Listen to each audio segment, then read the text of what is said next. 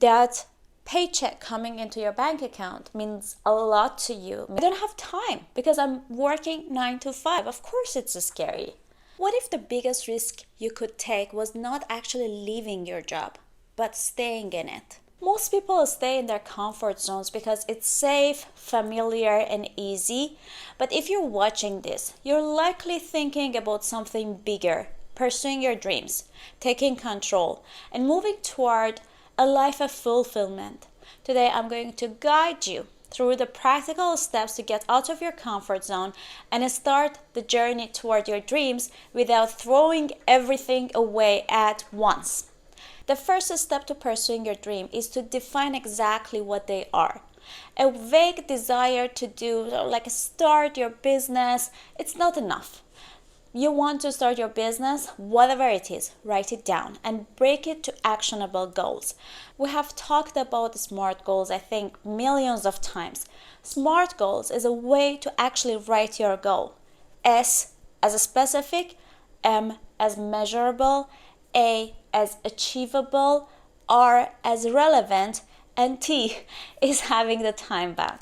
So it means that instead of saying that I want to start my business, you have to make sure that it has all the criteria in the SMART goals. You should create this goal with lots of care, thinking, research, and make sure that it's achievable for you. Because if something is not achievable for you, you're not gonna make it. Step number 2, build a solid financial safety net. One of the biggest fears holding people back from pursuing their dreams is actually financial instability.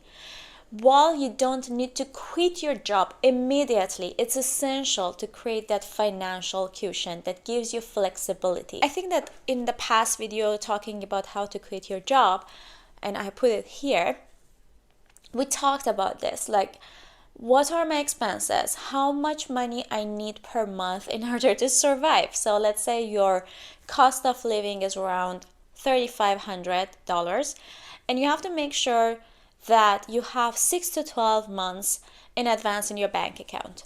I remember that I talked about having 6 months in advance in the last video, but I want to just update it that sometimes it's better, like if you have a family, if you are in a country that has kind of like a financial crisis, you have to make sure that for 12 months you're supported. I don't want to give you demotivation, I don't want to ruin your inspiration, but I want you to be very reasonable here and logical to think about what actually economy looks like and how I want to react to that if something goes wrong. So building a solid financial stability for yourself is actually the biggest point of quitting your job, because that job, that 9 to 5 job, is giving you stability, of course. That's why you are in a comfort zone. That's why you don't want to get out of your comfort zone, because you feel like, what if I don't have this money every month by the 1st of the month? And sometimes it's 1st and 15th of the month, so every other week. And that scares you. Of course that scares you. That scares everyone, because that paycheck coming into your bank account means a lot to you. It means that you're going to pay the rent with it, you're going to buy stuff. And we need money to buy stuff. And when we think about quitting that 9 to 5, of course it's scary. It's scary because if you don't have anything in your bank account and you quit tomorrow, it doesn't work. It doesn't work like that. You have to make sure that you have that financial cushion for you. That financial cushion should be there so you can jump on it.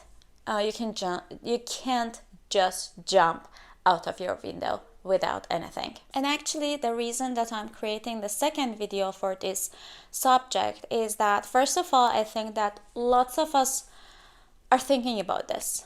What if I have an idea? What if I can actually make that idea work, but I'm ruining it because I'm procrastinating? And let's be transparent with each other. We are all living on our own, most of us. The very small percentage of people live with their parents, of course. But most of us are living paying for stuff on our own. And if we can't pay for stuff on our own, that means that we are unstable. That means that if something happens, I can't afford it. And don't be so harsh on yourself. Don't say that, wow, I'm procrastinating, I can't make it, I'm postponing my dreams.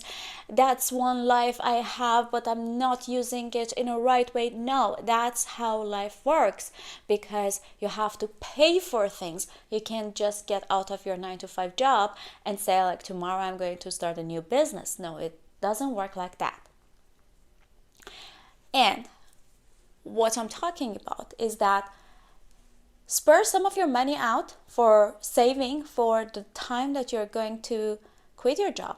And that works. This is how it works. If you have that money in your bank account, then you can stop procrastinating. Procrastination is because of the risk. Procrastination is because of the fear. Procrastination is because of the ambiguity of that dream, because it's not clear. What is clear is the paycheck coming to your bank account every month. That's it. That's what makes you procrastinate. So I think I made it clear. Time is often cited as the number one reason people don't pursue their dreams. But it's not about how much time you have. It's how you're using it. What I want to discuss this time is that, yeah, of course, I don't have time because I'm working 9 to 5. Because after that, I have to commute or go back or come back from my work. And that's, again, like 1 hour going and 1 hour coming back. And when I come home, it means that I don't have anything to eat, so I have to cook. And when I cook, I'm tired. I can't make it any longer to do something else. That's why. We don't see that like that. Yeah, there are Instagrammers, there are influencers, they're talking about just come home, start your business, start working on your dreams. That's how dreams come true. But that's not how dreams come true. That's for a very small percentage of people. What I want to say here is that there are some techniques for you that you actually have to pursue in order to be able to spend some time on your dreams. If you're working 9 to 5, it means that you need to actually use some of the time management skills. Even with a full-time job, you can make progress if you manage your time effectively. So the first technique that I'm going to talk about is time blocking method. Dedicate specific blocks of time in your calendar each day or weekends to focus on your dream, whether it's building a business, learning a new skill, or creating content. I always block some time during my Sundays to create content, because I know if I don't block time, it means that I'm going to lose my time, lose the track of my time, and sometimes I forget about like creating content because there are lots of things that I'm building, creating, managing. I have a cat I have to take care of. So yeah, it means that if I don't block that, if I don't get notification from my calendar that you block this time for yourself, I wouldn't work on that maybe. There's another thing I want to ask you. How don't you forget about meetings, but you forget about working on your dreams? Because they are blocked. Because meeting is a very big thing in your calendar and you can't ignore it. You wish you could skip it maybe, but you have to go. I know sometimes the importance of that meeting in your calendar is something that you have to attend. Sometimes you feel like I'm not in the necessity to work on my dreams, so I can skip that. But still, let's do it this time. Let's actually block some time in your calendar and let me know how it works. Step number 4, and I think that again we talked about it millions of times. Build your support system. Success doesn't happen in isolation. You have to have this community around you. You have to have this network of people around you so you can reach out whenever you need it. And also there are other things that you can get support on. You can get support from mentors, you can get support from peers, you can get support from communities. Join networking events. Please go find people, network with people, talk with people. I have another video that I'm putting here. It's about how to prepare yourself for a networking event. Please watch it and comment below if you have any idea about that. And step number 5, develop the habit of consistent actions. And again, I think that we talked about it many times, that how you have to break down the things into actionable steps. In the last video of how to reinvent yourself in 2025, we talked about how to break down your goals. But we are a bunch of perfectionist people here.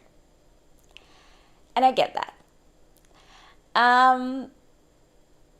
Perfectionism is something that creates procrastination. You think that whether I have to start my business and finish it right now, or I can't start it at all. The thing that you're doing right now, 9-to-5 job, is not a perfection for you, but neither the thing that you want to do, because you expect yourself to create something and get the result right after that. And if you don't, and it depends exactly on your personality type, there is a quiz of 16 personalities. I'm going to put it in the description below. Please go ahead and check your personality. But sometimes there are some specific personalities that makes you so perfectionist and also impatient.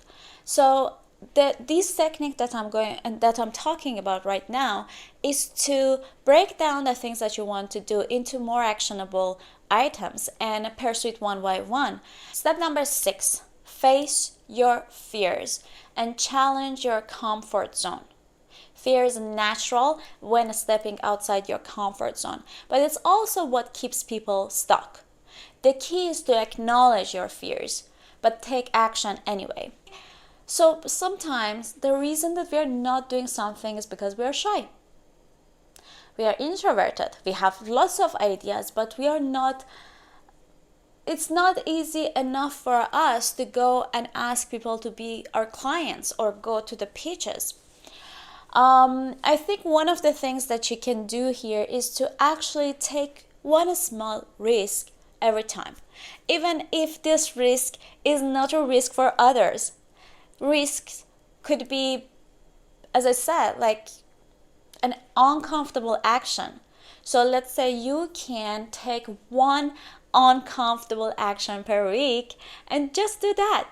Maybe you can ask for a client idea, or you can pitch to a client. That's uncomfortable. Last step is create your exit strategy. You've been into your 9-to-5 job for several years. It's your comfort zone. It's the thing that you do every day. What is the signal I should receive that I know that I have to exit? That's what I want you to do. Is it the money in my bank account? Is it the promotion I'm waiting but I'm not getting? Is it the side hustle that I'm working on and it's working well? And usually I ask you, and I talked about that in the last video, is to actually start your side hustle. Start your side hustle. Start that business by spending some time during the week and weekends and see how it goes, because that's important to see how actually it's working or it's not working.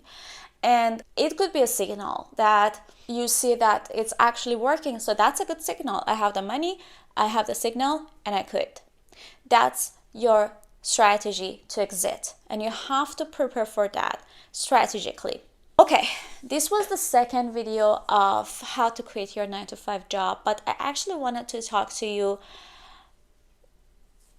like, friend to friend, because I know that if you are trying to quit your job and you can't, there are lots of reasons for that, and I understand you totally. Okay.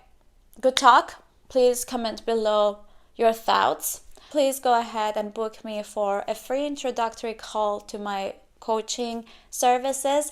The link is in the description.